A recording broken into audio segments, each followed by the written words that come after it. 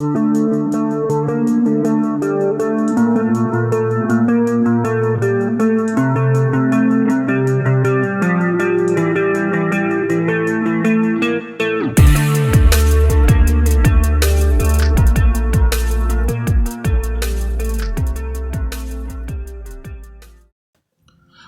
to another practical session on soap making with Fame Ebong, and today we'll be addressing another crucial matter in soap making, which is the melting of soap quickly. A lot of soap makers usually encounter this problem whereas their soap easily melt faster. That is, they produce a soap but the soap does not last. The soap finishes quickly. Now we are going to address this matter and I'll be giving you a solution to it. When you are making soap, you have to learn how to blend oils. That is, when I say blend oil, I mean how to combine one or two or three oils together in making soap. Oils are of different types and properties. Now, when you are making soap, in order not to produce a soap that will finish quickly, you have to make sure that the oil you are using to produce that soap has palmitic acid in it, or the oil is rich in palmitic acid. An example of oils that are rich in palmitic acid are the shea butter, palm oil, oil gotten from animal fat. These three types of oils will help you produce a long-lasting tablet soap. I will name them again: shea butter, palm oil, and oils gotten from animal fat. And then the oil gotten from animal fat are actually the highest in palmitic acid. Palm oil and shea butter have palmitic acid in them, but oils from animal fat have the highest palmitic acid in them. So when you're making soap, learn to blend oils together. Make sure that one of your oil that you are combining with another oil has palmitic acid in it, implying that you should make use of animal fat oil with your other oil you want to use and make soap. You can blend them together. In my own combination, I'm using palm oil, palm kernel oil, and groundnut oil. Now, I chose palm oil because I want to produce a long-lasting bar soap. Then I brought in palm kernel oil because I also want my soap to foam well. Then I brought in groundnut oil because I don't want my soap to get to a very thick trace while I am mixing it with my caustic soda solution. You can see the importance of these three oils I'm using. Palm oil is to make sure that I do what? Produce a long-lasting bar soap. Palm kernel oil is to make sure that this soap I'm producing foams. Palm kernel oil has a way of making soap to foam very well. Then groundnut oil that I brought into this my recipe is to make sure that my soap does not get to a thick trace, that it does not become thick while I am mixing it with my caustic soda solution, so that it can easily enter into my soap mold, so that it won't enter my mold very thick. I address this thickness of soap in my other videos, so go and check my other videos. I address this thickness of soap, how to stop your soap from reaching a thick trace quickly. If you check my other videos, you will see this video on how to solve this issue. Now I want to prepare my palm oil. I want to bleach it. I want to bleach this palm oil without using fire, and you can see the chemicals I added. I added the sulfonic acid and hydrogen peroxide. This can take up to 15 to 20 minutes to bleach. So you can see how my oil is. It has been bleached. This palm oil has been bleached. It's not looking red on the paper. Instead, it has been bleached. So you can see, this is a sign that my palm oil has been fully bleached by those two chemicals I use, which is the sulfonic acid and the hydrogen peroxide. It has bleached my palm oil. If you observe, this paper is not stained red, but instead it only looks oily, implying that I have successfully bleached my palm oil. Now I'm going to pour my other oils into it. My palm kernel oil and my groundnut oil will be going into this palm oil. Don't forget why I combine these oils together. Number one, I want to achieve a long-lasting bar soap. Number two, I want my soap to foam well. And then number three, I don't want my soap to get to a thick trace during production. So when you are making soap, always have a good reason why you are bringing different oils into your recipe. Try to understand the importance of different oils. If you should enroll for my online classes, I usually teach my students how to combine oils and the importance of combining oils. And there's a lot of things you actually learn in my online class on soap making. If you are new to soap making, my online class is for you, because I usually teach newbies, that is people that are just coming for the first time into soap making. Then if you are already into soap making and you've been encountering problems, my online class is also for you, because I answer a lot of questions there on soap making. So if you check the description of this video, you will see a link that will take you to my online class on WhatsApp. All you have to do is to just go to the description of this video. You will see that link. You click on the link. It will take you to my online class on WhatsApp, where you can join the class. The class costs just 1,000 naira to register for it.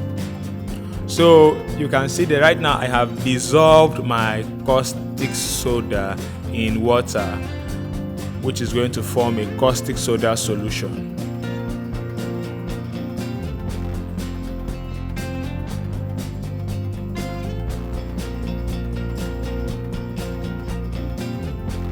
So I'm going to keep this to cool down, because right now it's very hot. I'm going to keep it aside to cool down. So while it is cooling down, I will start preparing my other ingredients, which I'm going to put into my soap during the production. That's my fragrance, color, and sodium silicate. Now, this is my fragrance. I'm using a combination of lemon and lavender. Lemon and lavender is the best fragrance to use when making this type of soap. This is cold processed soap. Lemon and lavender are the best type of fragrances to use. You can mix them together. I mix lemon and lavender to produce this particular scent of fragrance I'm using. Lemon and lavender is actually a very strong scent. It will help your soap to have a good smell. So if you are making this type of soap, cold processed soap, always make use of lemon and lavender. Mix them together. You can choose to use only lemon, or you can choose to mix the lemon with lavender. Mix them together. It will give your soap a very strong scent.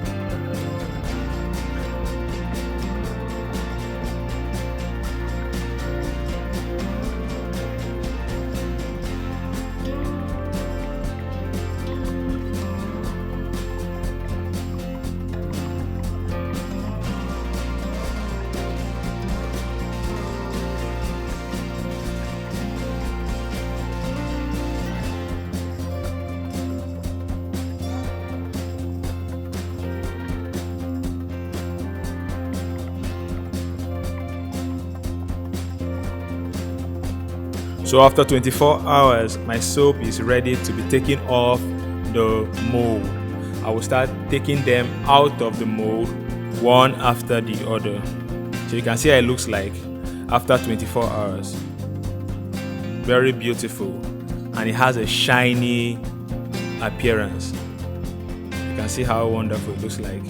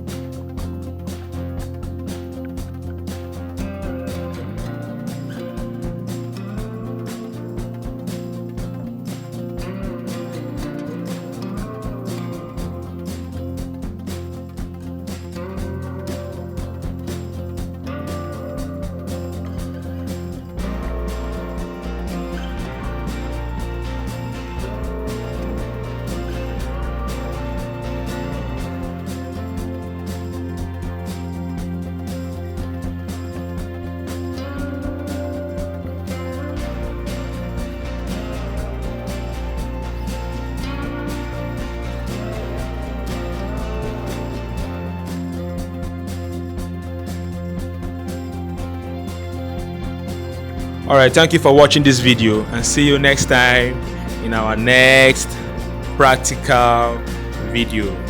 Goodbye.